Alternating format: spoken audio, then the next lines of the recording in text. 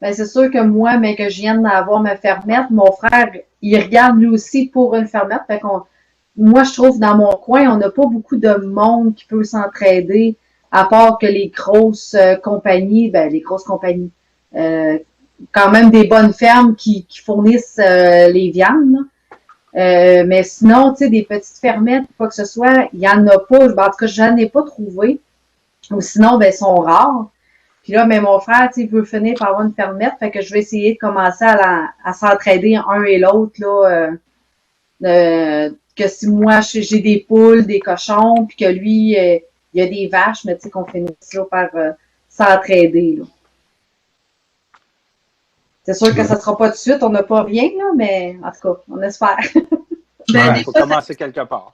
Oui, c'est juste une couple de... Tu sais, on a eu des amis qui ont été dans le besoin, puis le canage, tu sais, on avait des surplus ou des choses, ben on a partagé, on leur a donné, puis tu sais, tant que les gens sont en conscience que, tu sais, c'est en fait. Je dis, tu sais, que c'est du fait maison, mais entre fait maison puis si tu peux trouver ces tablettes d'épicerie, je te dirais que j'aurais moins peur du fait maison bien souvent, là. Oui, moi mais tu sais, juste de partir tu te fais une méga batch de basilic, ben tu le fais sécher puis tu partages à d'autres autour, mais ils ont de quoi de qualité, ils ont de quoi. Fait que c'est pas, je pense pas que c'est d'activité ou de type où on commence avec tout petit. Je sais que Stéphane il aimerait beaucoup comme les jardins qu'on fasse de plus en plus pour être capable de partager.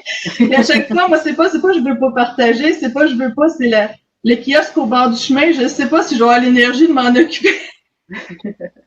Mais notre gars, il va avoir 14 ans. Ça pourrait être de le faire. Faites ça libre-service, non? Libre-service, ça vous tente pas? Ben, ça pourrait, oui. Tu sais, d'explorer ça, puis de justement de donner sans s'attendre en retour, puis de pas... Ben, on n'est pas obligé d'avoir un kiosque dans le choix. Non, ben, tu sais, de... En tout cas, moi, c'est sûr que j'aimerais avoir de l'autocueillette, ça c'est encore plus simple. Tu sais, tu fais tes réserves, tu dis aux gens, puis vous venez, puis en plus de rencontrer des gens après tout ce temps-là de confinement, et ça me fait bien en mon douce, là. Fait que, mais c'est ça, on va évaluer pour être raisonnable comment faire, puis justement pas se brûler. Surtout quand on parle de quoi et tout, là, puis être capable de se rendre au bout et de faire une différence, là. Ouais. Ben, nous, de notre côté, dans le fond, au niveau de l'entraide, ici depuis 1 an et demi environ, ben, on a un voisin en face qui a beaucoup de pommes, fait qu'on s'échange des pommes versus des œufs. Nous, on a des œufs. On fait plein d'échanges de machinerie aussi. Il y a un tracteur avec une pelle en arrière pour creuser, donc je m'en suis servi pour amener l'électricité à ma grange. On fait plein d'échanges avec eux autres. On a la voisine aussi. Notre voisine de gauche, elle nous amène du pain, on amène des œufs, etc. Puis au niveau de notre village, ben on a participé à l'élaboration. En fait, on a mis en place dans le parc une forêt nourricière. Là. Donc, on a planté des arbres, puis on a tout autour du parc, on a creusé une tranchée pour acheminer l'eau, puis il va y avoir, là, il y a eu des plants de bleuets, il y a eu des plants, des arbres, tout ça, puis petit à petit, le projet, il va grossir à chaque année. Donc, ouais, ça, c'est un bon plan communautaire, ça. Ouais, c'est vraiment des projets comme ça que tu veux faire, Martin, hein? Comment? C'est des genres de projets comme ça que toi, tu vois dans ce que tu dis, là. Oui, absolument. Tu sais, la mise en commun, on parlait, là, moi, je vois vraiment l'avenir de l'humanité comme il se passait dans le temps, des villages, donc des superficies où on peut se déplacer, on connaît tout le monde, puis qu'on peut échanger, puis que je sais que même si je suis dans le trouble, la communauté va venir me soutenir et que moi, quand je suis bien disposé, je peux aller aider. On n'aura pas besoin de bien-être social, de chômage. On n'aura pas besoin de programmes gouvernementaux hyper compliqués, puis que tu sais, que t'as de la paperasse à pu finir à remplir avec des délais, tout ça, tu sais. Donc moi, je vois vraiment l'avenir de l'humanité de ce côté-là. Nous autres, dans mon village à Saint-Isidore, dans le nord de la Beauce, vu que je suis conseiller municipal, j'ai initié un projet qui s'appelle Notre Jardin nourricier. C'est un terrain municipal là, d'un bon, quasiment 40 000 pieds carrés, essentiellement gazonné, qu'on veut aménager en polyculture sous les principes de la permaculture, avec une classe extérieure, avec une serre, avec toutes sortes de choses. Puis on a fait des rencontres de consultation. Donc, dès le départ du projet, c'est de l'urbanisme participatif. Donc là, il n'y avait rien de couché. C'est que, OK, rêvons notre espace. Ça a été notre première rencontre. Deuxième rencontre, on a fait un design collectif. On a dû le faire en ligne étant donné, on a fait ça cet automne. Fait que quand on a été reconfiné, On aurait aimé ça en présentiel. Puis là, à partir de l'année prochaine, on va commencer à mettre en place ces choses-là. Fait que moi, dans mon esprit, oui, on se nourrit, c'est notre jardin nourricier, mais c'est dans le nourricier, j'entends par là tous les aspects là, de nourrir l'âme, l'esprit, le corps. Là. Pour nourrir l'esprit et l'âme, c'est qu'on est humain, on est des êtres sociaux, on se rencontre, on partage, on est fort ensemble. Nos différences sont des forces et non pas des prétextes à nous opposer. Fait que moi, je veux que ce projet-là devienne rassemblant dans le village. Puis, fait que si jamais ça vous intéresse, là, il y a une page Facebook, Notre Jardin Nourricier Saint-Isidore. Là, j'ai publié les 2 rencontres là, Zoom qu'on a fait là, parce qu'il y a aussi, j'ai comme but de montrer de A à Z comment qu'on chemine pour que quelqu'un arrive puis prenne ce qui lui parle, aille plus loin encore, parce qu'il y a de ça dans l'humilité, hein, c'est qu'on lit ce qu'on a amené, quelqu'un prend ça, puis OK, moi je pars de ça, je l'amène plus loin, fantastique. Quelqu'un d'autre après va prendre ça, amener ça ailleurs, plus loin. Il y a ça dans la construction du monde. Là. Ouais.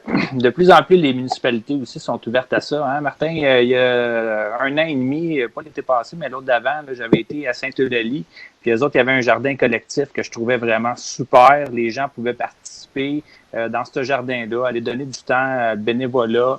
Des fois, ils séduisaient un moment où est-ce que tout le monde pouvait participer en même temps pour aller enlever des bébites à patates, pour aller faire le traitement des plants. Les semis, c'était parti par des jeunes du primaire qui partaient ça en classe, qui allaient semer. Fait que les jeunes étaient incorporés aussi à tout ça. Puis j'avais tourné une émission là-bas, puis j'avais vraiment trouvé ça incroyable, là, l'idée qu'ils avaient mis en place. Puis on pourrait retrouver ça tellement dans plusieurs municipalités au Québec. Là. Ben, c'est ça qu'on veut faire aussi. L'école est impliquée, les personnes âgées, le CPE dans le village. Fait que, c'est ça qu'on veut faire aussi. Là. Ouais, fait que ça m'inspire. Je vais aller voir ta vidéo. C'est sur ta chaîne YouTube, j'imagine? Oui, sur ma chaîne YouTube, Martin Lejardinier. Super, je vais aller voir ça. D'autres choses sur ce sujet-là?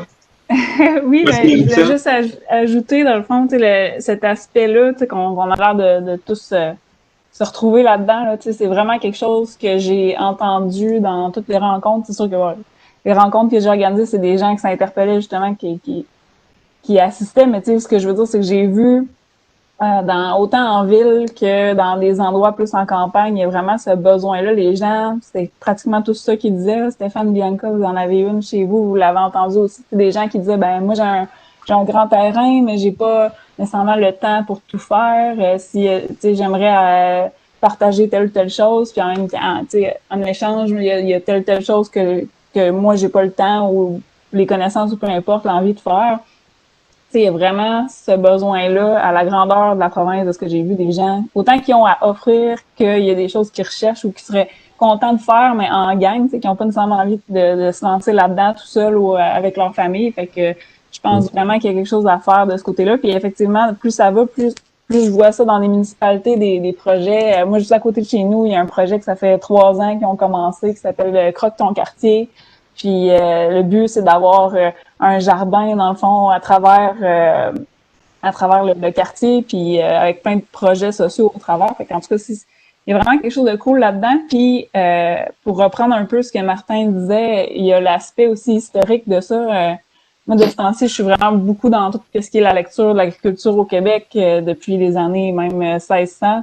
Puis, tu sais, on dirait qu'on est rendu avec une vision beaucoup, tu sais, de ici, maintenant, là. Tu sais, qu'est-ce qui est permis ici, maintenant, ce à quoi on est habitué depuis qu'on est né, puis c'est comme si c'était ça la vie, là, mais non, tu sais, je veux dire, avant, puis il y a pas si longtemps que ça, les gens s'organisaient entre eux, puis les gens avaient une connaissance immense pour comment s'alimenter eux-mêmes, puis tu sais, c'était juste la norme.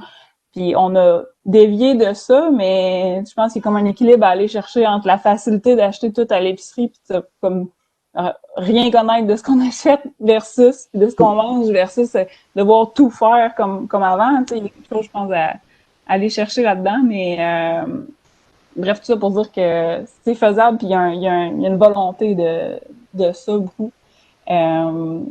Puis j'ai pris en note aussi ce que vous disiez, là, je trouve ça vraiment intéressant, là, les exemples que vous donniez. Puis sans trop m'étendre, ce que Martin disait tantôt, justement, dans les rencontres qu'on veut organiser, la tournée, il y a aussi cet aspect-là, justement, de dire si les gens veulent se rassembler d'une façon peut-être plus organisée que juste de dire ça peut être ça aussi, ça peut être correct, de dire moi j'ai des œufs, toi t'as ci, puis tout ça, mais d'avoir quelque chose de plus rassembleur, quelque chose que les gens vont pouvoir participer à leur échelle, puis qui serait comme bien organisé, puis tout ça, c'est quelque chose qui est dans notre volonté aussi. Fait que je rentrerai pas trop dans les détails de ça parce que nous-mêmes, on n'est pas encore super avancé dans les détails de ça, mais c'est une volonté qu'on a d'aller vers ça.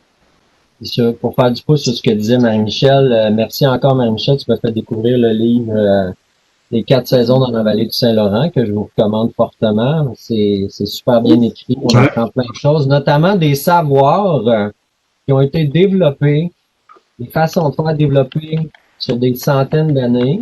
Puis là, on écarte. Là, on se pense meilleur que tout le monde avec nos technologies puis nos affaires qui marchent puis qui cassent à n'importe quoi. Mais avec bien des choses passives, avec une énergie qu'on peut utiliser, qui est accessible à tout le monde, ben on peut réussir à faire toutes sortes de choses, notamment la conservation des aliments dans un caveau ou une chambre froide ou des choses comme ça. Il y a beaucoup aussi à les creuser, puis je sens l'intérêt de plus en plus de monde pour aller vers des choses low-tech, do it yourself, des choses comme ça. Pour justement, puis en même temps, ça devient une espèce de prétexte pour se réapproprier nos talents manuels qu'on a délaissés comme être humain depuis l'industrialisation, je dirais la mécanisation, les chaînes de montage, ce genre de choses-là. Puis au Québec, on était reconnu pour être des gosseux, des bricoleurs, des patenteux. Là. Dans chaque rang du village, il y avait au moins un patenteux là, qui était capable de... Tu amènes un problème, il t'amène une solution avec les moyens du bord, tu sais. Et je pense qu'on a encore cette fibre-là en nous, qu'on pourrait retrouver comme ça. Mais pour ça, il faut que les gens, faudrait qu'il y ait de plus en plus de gens qui montrent que c'est possible. Justement pour ceux en qui ça dort, que ça puisse les réveiller pour qu'ils puissent se lancer là-dedans. Ouais.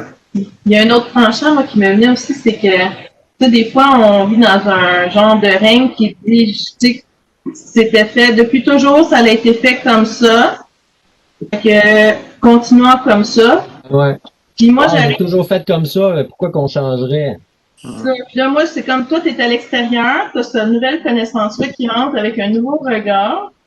Bon, mais pourquoi est-ce que je m'obligerais à rester à gauche quand qu'à droite, ça pourrait fonctionner mieux dans le besoin qui est là, immédiat, de créer des nouvelles solutions, d'explorer des nouvelles choses tout en étant prudent, puis en étant, tu sais, comme mettons, je pense aux conserves et tout, ça a beaucoup changé, on a eu beaucoup de connaissances qui ont été appropriées sur le botulisme, toutes les kits, si tu fais pas ta conserve comme il faut. Ça, je dirais pas retourner explorer, puis retourner à l'ancienne, tu sais, on recule pas.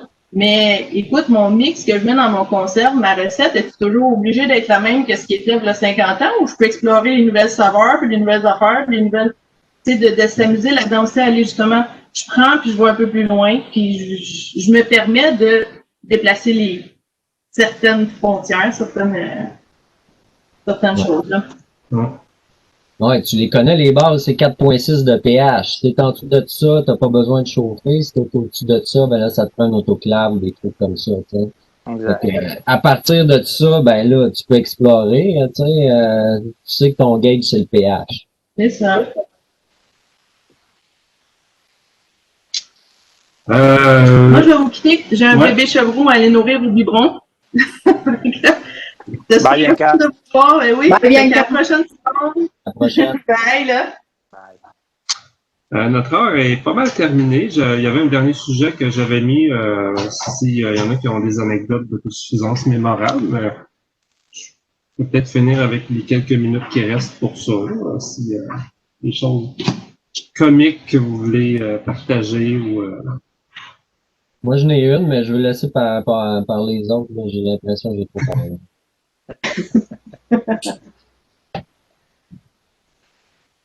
Non, j'ai pas vraiment d'anecdotes comiques là, à raconter, mais je pense que juste le projet que j'ai d'aller rencontrer des gens, ça m'a permis de rencontrer des gens de tout horizon, de toutes les régions, du moins de plusieurs régions. Puis, tu sais, j'ai le goût de continuer ça encore cette année, mais il y a une famille qui m'a vraiment particulièrement touché au Témiscamingue que j'ai été rencontré. J'ai été passé 3-4 jours là-bas l'année passée, puis qui faisait de l'autosuffisance, eux autres aussi. Là, je faisais référence un peu à eux là, tout à l'heure lorsque je parlais des poules, l'élevage de cochons, puis tout ça. C'est quelle famille? C'était la ferme chez Lynn et Sylvain. OK. T'as fait une vidéo là-dessus, je pense, hein? Oui, j'avais fait une vidéo là-dessus. Elle est longue un petit peu parce qu'elle dure 1h30, mais il y avait tellement de contenu intéressant. Puis bon, je débutais un petit peu dans les émissions là, dans ce temps-là. Puis le montage, c'était pas mon fort. Là. Mais écoute, c'est brut le contenu de ça. Ça dure à peu près 1h30, mais c'est vraiment intéressant. Les autres se spécialisent aussi dans la culture de la citrouille. Puis quand arrive l'automne, ils font de l'autocueillette. Ils ont des gens d'un petit peu partout au Témiscamingue qui vont faire l'autocueillette là-bas. Puis tu sais, sont quand même assez connus dans cette région-là. Puis ça a été vraiment un moment marquant là, pour moi. Là. Ça a été une famille extraordinaire avec qui d'ailleurs je suis resté en lien. Puis je me promets d'y retourner probablement là, l'été prochain, retourner les voir. Là. Yes. Bon, mais hey. Raconter mon anecdote? Hein? Je vais compter mon anecdote de Vas-y. Gentleman Farmer. Quand on a commencé à avoir des poules très rapidement, en fait, la première année, en 2013, on a acheté des poussins non sexés. Puis, fait qu'on s'est ramassé avec des coques alors qu'on n'a pas le droit dans l'endroit où on se trouve. Et puis, donc, il fallait disposer des coques. Moi, j'avais vu une fois mon mononcle sur sa terre à la corne en Abitibi faire ça avec la bille de bois, la hache, puis la poule pas de tête qui court puis qui va beurrer de son sang toute la grange. Fait que moi et ma blonde on dit ben c'est le même qu'on va faire ça chérie. Fait qu'on s'habille en sac de vidange. Fait qu'on se prend un sac, on perce un trou de la tête les deux bras. Fait que là on s'en va. Fait que là j'arrive avec ma hache plus ou moins affûtée, puis là ma blonde qui tend le cou de l'animal puis qui se tasse. Là, tu sais, on est tous les deux pas sûrs de notre affaire. Là, tu sais, là, on n'est pas assumé pantoute, puis advienne que pourra. Fait qu'il a fallu lui abattre 6 coques comme ça. Puis à chaque fois, là, je donnais un coup de hache, puis on se partait en courant pour aller se cacher pour pas voir ce qu'il allait se passer. Moi, j'aurais aimé ça voir quelqu'un qui est habitué de faire ça, là, un fermier, parce qu'il y en a dans notre région, nous voir aller là, faire « Hey, gang d'innocents », là, tu sais. On faisait nos classes, tu sais. Maintenant, on abat autrement, là, avec le compte comme on entendait tantôt. Mais oui, anecdote de Gentleman Farmer. Ouais. Dans les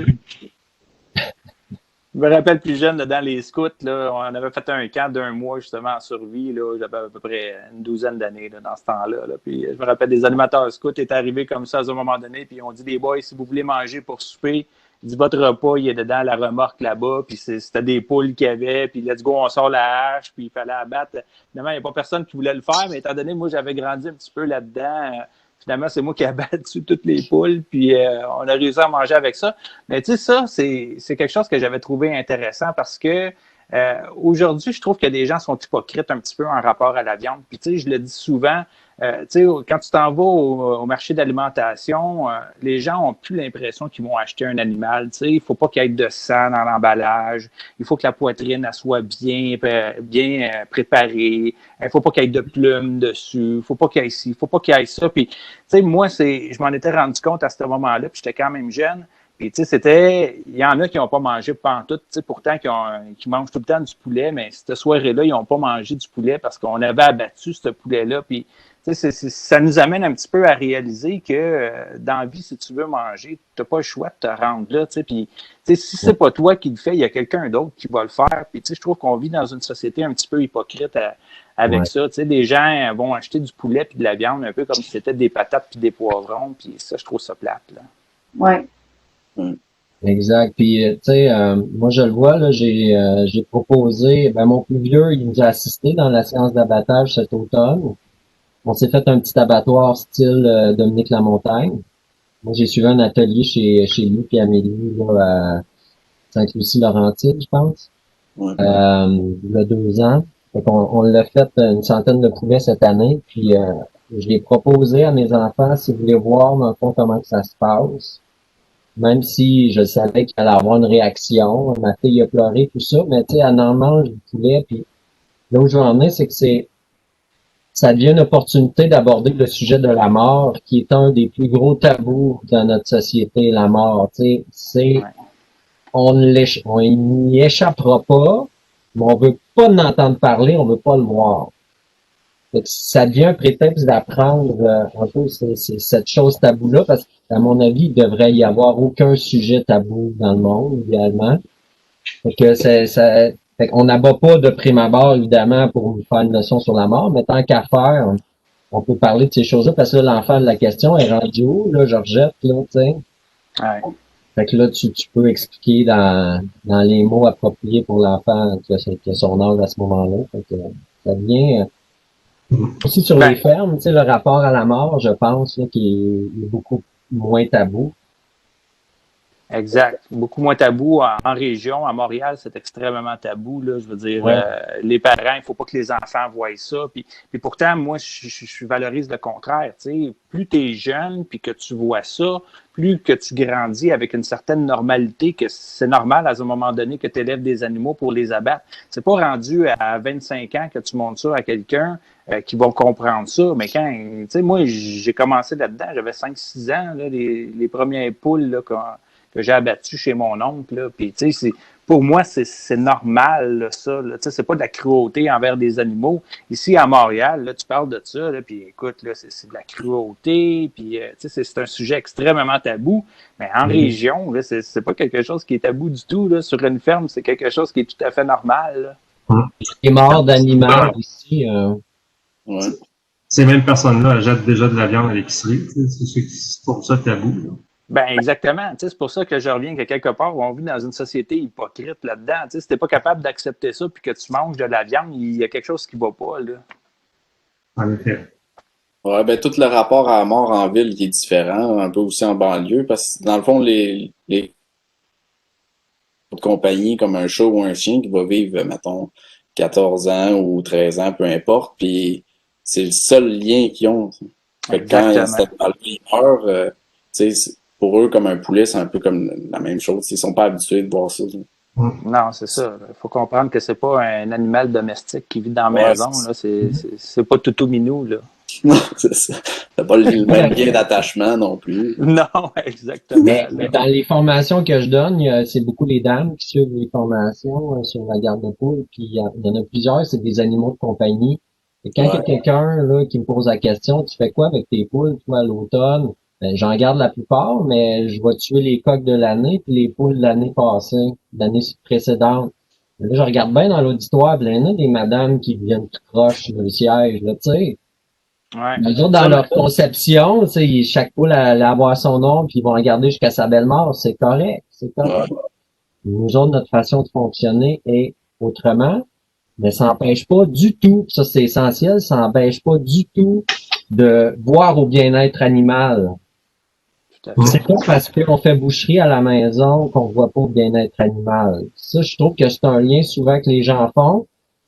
Puis on l'a vu là, je pense en 2019 là que justement le petit abattoir, la coop à Granby là avec Marc Séguin là, puis 2-3 autres personnes là, ils ont fondé ça, puis il y a eu des mouvements de gens là, qui sont anti-cruauté animale. Mais tu sais, allez voir dans les abattoirs là approuvés par les gouvernements là à quel point c'est dégueulasse là. Moi, c'est une des raisons pourquoi je fais ça chez nous, puis je me suis forcé malgré le fait que j'aime pas voir le sang. Moi, ça me met tout proche, là. À cette heure, je passe par-dessus parce que je voulais, au nom du bien-être animal, l'animal, je le garde chez nous, les meilleurs soins possibles. Il est abattu à la maison si j'ai à le faire, puis il est valorisé chez nous le plus possible. Moi, ces 3 critères-là sont répondus. Je suis confortable dans mon éthique et ma moralité. Mais dans les abattoirs, là, c'est autre chose. Le transport, le stress du transport, tous les animaux empilés, là. Il est arrivé, une petite anecdote, là, c'est un peu dégueulasse. Ce printemps, là, étant donné qu'il y avait pénurie de poules, les poules de réforme, donc les poules qui ont passé une année dans les poulaillers de production de masse, au lieu de s'en aller à l'abattoir pour être transformées en bouffe à chat et à chien, par exemple, il y en a qui ont flairé l'affaire. Ils vendaient des poules 10, 15, 20, même plus cher pour des poules qui étaient vraiment pas en bon état. Là. Il y en a qui y arrivaient avec leurs enfants, puis là, il arrivait, la poule est toute déplumée. Ben, c'est l'état de la poule hybride après une année de ponte effrénée. C'est ça qui se passe. Mais il est arrivé, je pense, en Abitibi, au Témiscamingue, une vanne de poules qui va se parquer genre à la coop agricole. Les gens sont là en famille, ils attendent ce qui se passe. C'était un temps de canicule. Toutes les poules étaient mortes à l'intérieur de la vanne. Toutes les vannes de transport qu'on connaît, là, toutes ouvertes là, en métal, là, puis là, sont dans le cage, là, c'était tout mort à l'intérieur. Là.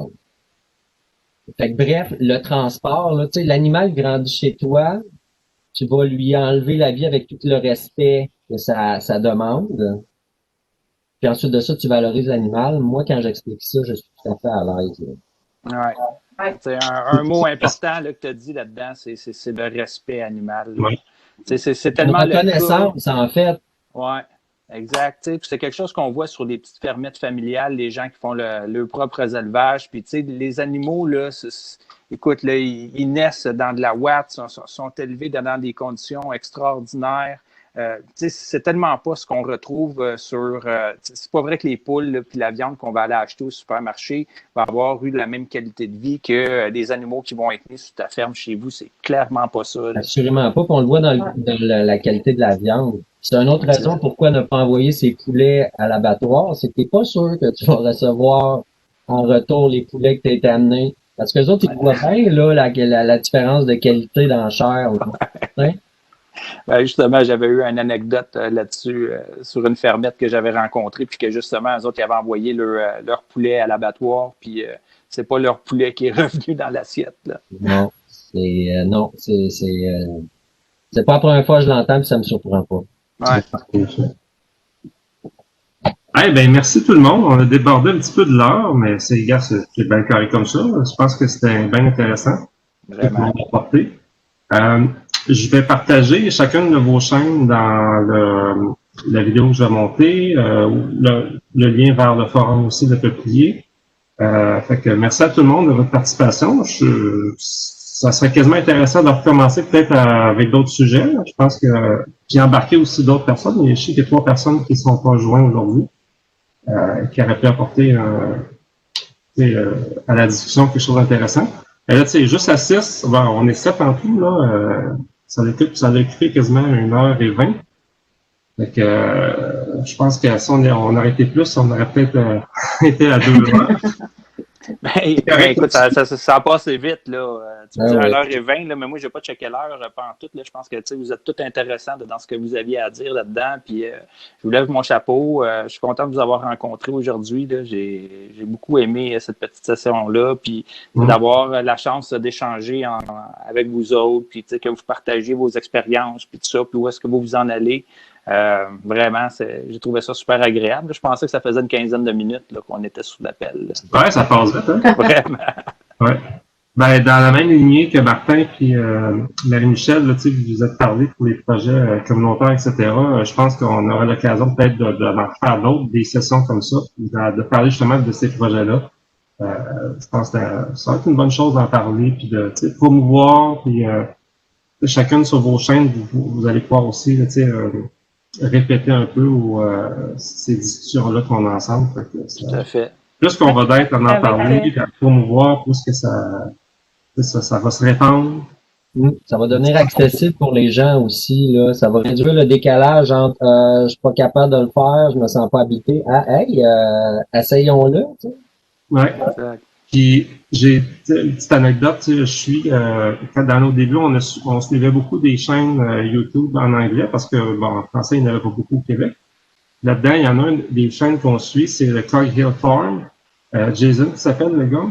Puis une des vidéos qu'il avait faites, c'est justement, il a fait une vidéo à ses débuts, tous ses échecs, puis son montage était super bien fait, puis ça montrait aux gens, si moi je suis capable de commencer là-dedans, t'es capable aussi, puis je trouve ça super intéressant, tellement que j'aimerais peut-être refaire une vidéo semblable à ce qu'il a fait, mais plus à la québécoise, là, dans notre contexte québécois.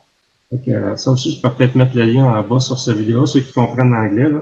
Donc, super intéressant. Les échecs, ça fait partie c'est des apprentissages. D'apprentissage, c'est ça. Ouais. Ben, merci pour avoir initié la rencontre, Stéphane. Ouais. La rencontre Vraiment? aussi. Je connaissais Oui, pas merci. la majorité des gens, fait qu'au plaisir de vous reparler. Ouais, c'est bien agréable de tout vous voir en personne, presque en personne. Bientôt, j'espère qu'on pourra le faire en personne. Ah, on se reprend l'été prochain, Stéphane. Ah ouais, on s'en reprend, c'est sûr. Moi, je pourrais aller vous donner un coup de main en échange d'un petit morceau de fromage de chèvre là, que Bianca fait, là, tellement bon. Là. Ouais, puis d'un poulet. D'un poulet, ben oui, pourquoi pas. C'est bon, ça. Allez, merci tout le monde. Merci Alors, de l'invitation. pour les Merci projets là, beaucoup. qu'on a discutés. Bon, ben à la prochaine, tout le monde. Bye. Oui, à la Bye. prochaine. Bye bye.